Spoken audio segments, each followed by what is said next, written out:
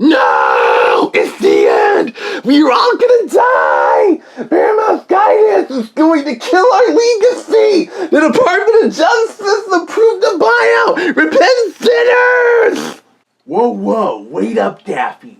I know things may look bleak right now, but it's still not a done deal. Allow me, Sam Valentino, private toon detective, to shed some light on this. While, yes, the Department of Justice did allow Paramount-Skydance's buyout of Warner Bros. Discovery to move forward, there's still some legal hurdles.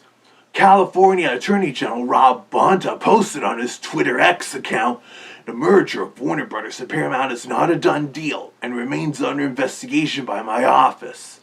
And we still need to also hear from the FCC and from Europe's regulators. I was reminded that the Department of Justice did once approve of the failed Nexstar and Tenga merger. Failed because a federal judge blocked it. And state attorney generals, like I said, can still make sure such a deal gets blocked. So once again, there is a ray of hope in these dark storm clouds hovering over Warner Brothers. And another such legal hurdle Paramount-Skydance is facing. They're making preparations for if the deal closes, they'll have to sell off the Cartoon Network so they don't create any illegal monopolies to appease European regulators. But they are also considering selling Nickelodeon and related channels. That really surprises me. Could they be willing to give up SpongeBob SquarePants, the most popular kids cartoon currently on TV? One that was just renewed for seasons 18 and 19? Serve them right! SpongeBob has been stealing the attention from us Looney Tunes for so long now, and if we were under the same ownership, that'd make things 10 times worse! Ooh. Indeed it would, Daffy. But Paramount-Skydance would likely still hold on to rights to those Nickelodeon shows, licensing them to the Nickelodeon channels should they no longer be related. And yeah, like Daffy said, Paramount-Skydance would end up just sitting on the Looney Tunes and all the other legacy Warner-owned cartoon properties, namely the Turner and Hanna-Barbera stuff as well. The way Paramount-Skydance often has with the Terry Toons for roughly 30 years. Same with a good chunk of the Paramount theatrical cartoon shorts that don't feature Popeye or any of the Harvey-owned characters. There's a good chance they'd also shut down Warner Archive, along with closing the Warner Brothers Animation Studio, akin to when Disney bought out 20th Century Fox in 2019, partly leading to the closure of Blue Sky Studios, with the COVID-19 pandemic also playing a part in its closure.